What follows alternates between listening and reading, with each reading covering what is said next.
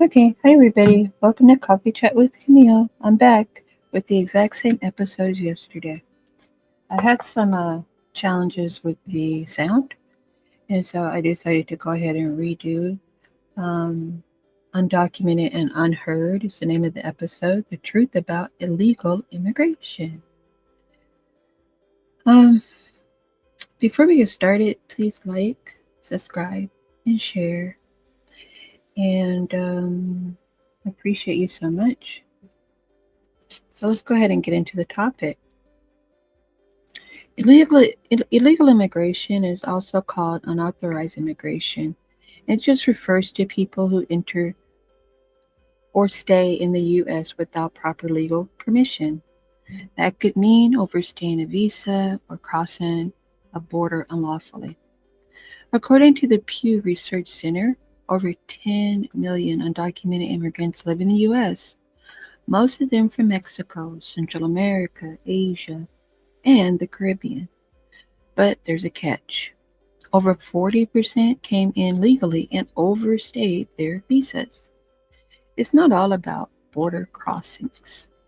So the next question is, why do people even come to United States? Generally it's for economic because they have economic hardship, violence and political instability in their countries, family reunification, climate disasters. And guess what? The US immigration process is brutally slow, sometimes taking over 10 years to get through the legal system. Desperation breeds risk. So, what is the US's policies and ICE rates? Immigration laws are enforced by agencies like Department of Homeland Security and ICE. Some some of their tactics are they raid workplaces, they carry out mass deportation orders, which is usually like they're generally called orders of removal. Detainment in facilities often criticized for abuse and neglect. So let's not forget about Operation Wetback. In 1954, over 1 million deportations, many without due process, or the Bracero program that let Mexican workers come here legally only to be discarded later. And now, with the Homeland Security Act of 2002, ICE can coordinate nationwide raids under national security justifications. But the question is that justice? What is the human toll? Behind every statistic is a story.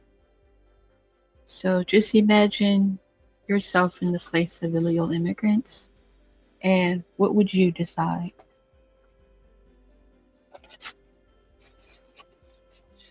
What needs to change? Okay, some people say that we just need to have a new comprehensive immigration reform that's streamlining legal pathways, protecting DACA recipients, humane treatment at the border, ending for profit immigrant detention centers, and then both parties, meaning Republicans and Democrats, talk tough on immigration, but few are brave enough to really fix it if it needs to be fixed. And then why do parties flip flop or pretend they're going to be really tough and then do nothing?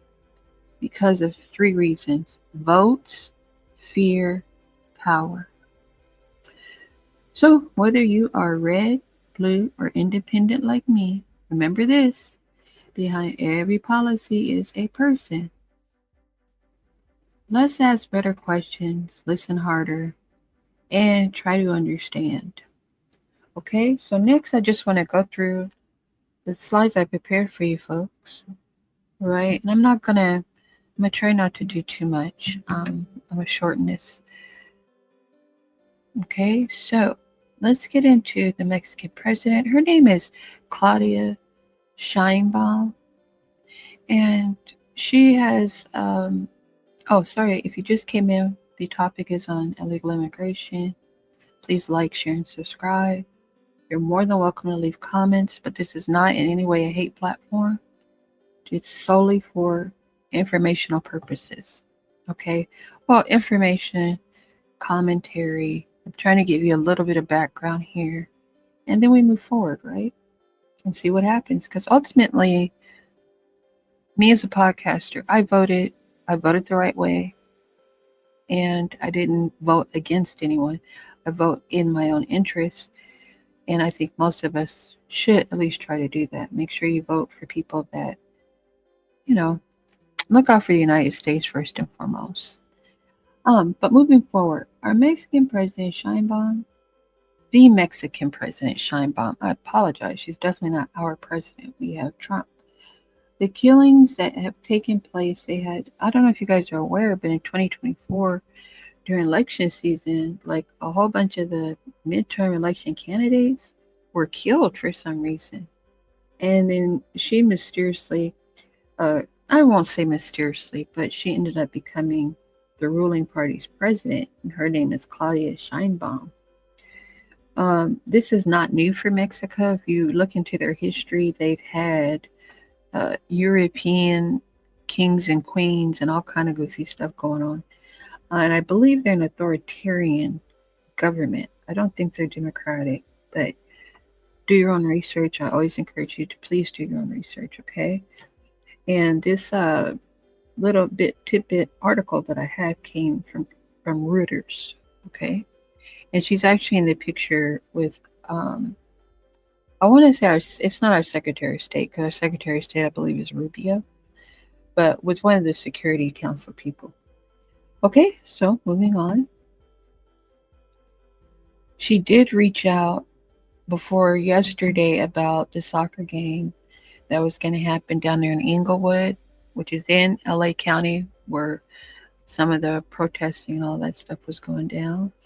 So, anyway, and she just urged us to avoid immigration actions while the soccer games were going on. There was a back and forth, and I really don't know what the outcome is, but you're more than welcome to see if anything came of that yesterday. I really don't know. Right? But moving forward. I must say, I do think it's cool they have a woman president, too. Latinos for Trump, Latinos para Trump. You know, it is what it is. They voted the way they voted. I don't think anyone who votes should be persecuted for their vote. But at the same time, this is all just kind of a matter of irony, right? So I don't have much to say about that part, because the truth of the matter is legal immigrants voted overwhelmingly for Trump and for mass deportations. How Latinos voted according to the Pew Research. I'm sure you all know this already, but there's a quick comparison table that you're more than welcome to review outside of me doing this live broadcast, okay? I would encourage you to go look at the polling. Unfortunately, as I stated before, Latinos did vote quite a bit for Trump. Mexico, Central America, and South America are great, okay? So even though, you know, I put up this picture, I'm not showing you the more glamorous sides of these countries, because Mexico, Central America, and South America are countries within countries, right? So some are depressed, some people live nice, like anywhere else in the world. The only issue that I believe Mexicans in particular have is their minimum wage. They do not have a decent working wage. So instead of breaking down LA and other parts of our country that does have a minimum wage, which is it's good, you know. Just depends on your lifestyle, but at least it's way more than what they get for sure. Um, but instead of tearing down what we have going on here, just go to your country, talk to your president and to your legislators there, and see if they'll listen to you. You know, if you're not doing too well over there. But that's really not United States problem. That's really a matter of your government from which you came. It's their problem to take care of you. Now, Moving on. These are the legal authority for deportations and raids. And what I mean by that are these are the U.S. codes. Okay. Um, that mandate lists the grounds for deportation, it governs how removals are carried out, gives ICE agents the power to interrogate, arrest, search, and detain suspended undocumented immigrants, okay, and so on and so forth, right? Moving forward, again, please like, share, and subscribe. Sorry I had to redo this, but I think it's very important. And then I want to move on to movie review after this. Anyway, moving forward. How ICE conducts raids legally. Again, here is number 3. You can take your time, read that over, and then understand how 4 branches of government are involved. So currently, our executive branch, which is our president, has a stronghold on all of this. But most laws have already been here for a significant amount of time as it pertains to immigration.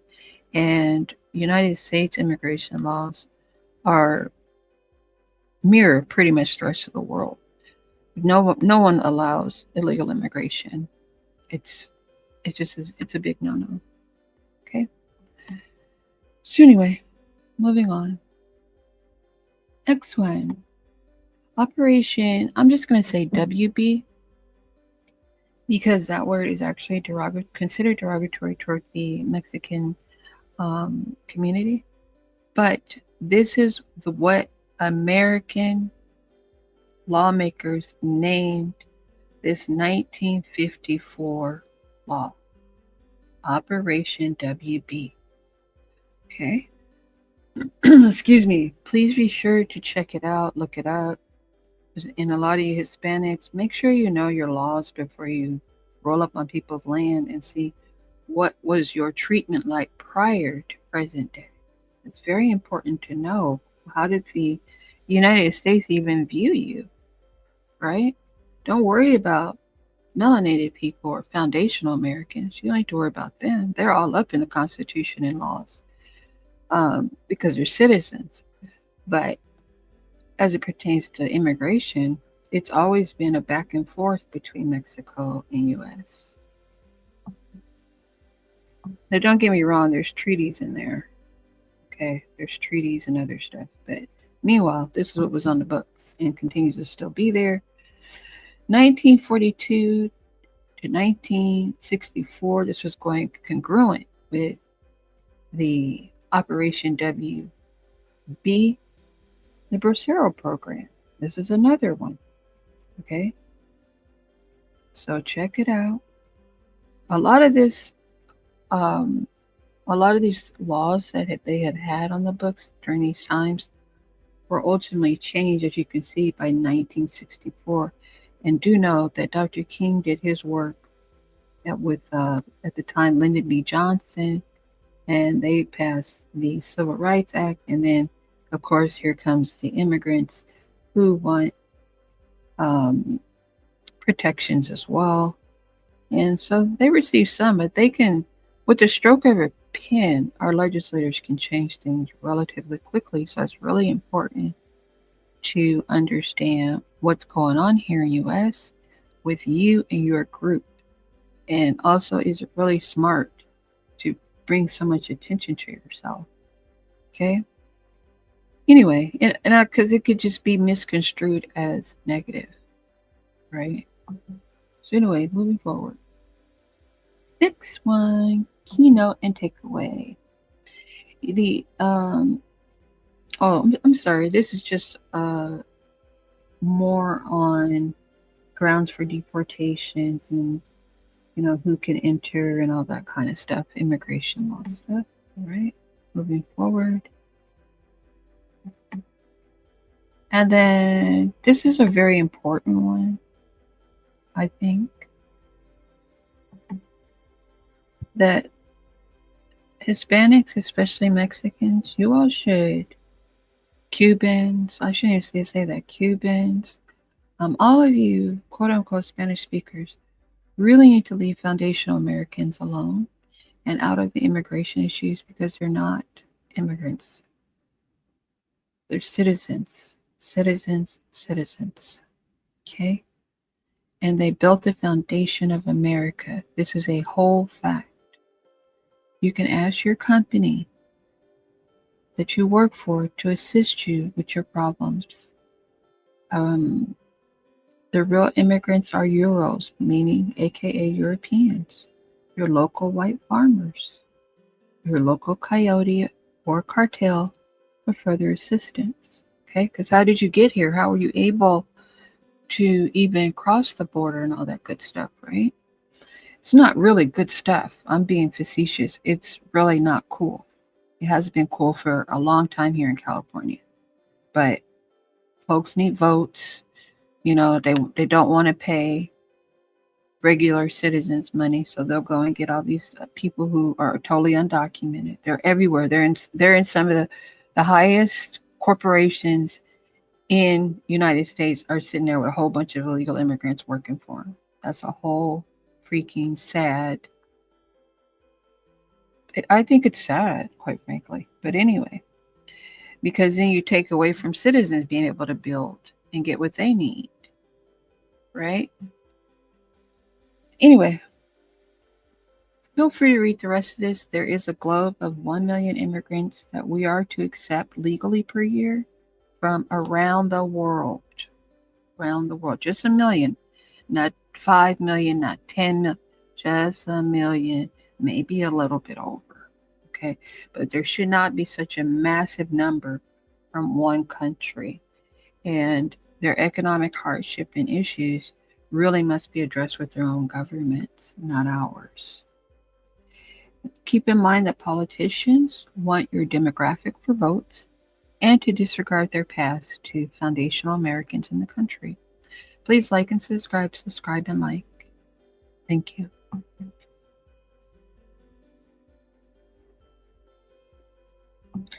All right, sources for these images and the content creation: Mexico News Daily, Pew Research, OpenAI, TikTok, U.S. Constitution, Canva, ICE.gov, and StreamYard.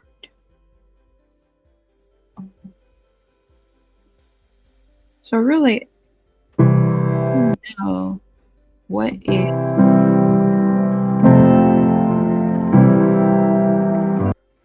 Oh, wait a minute. Sorry about that. I have to go back.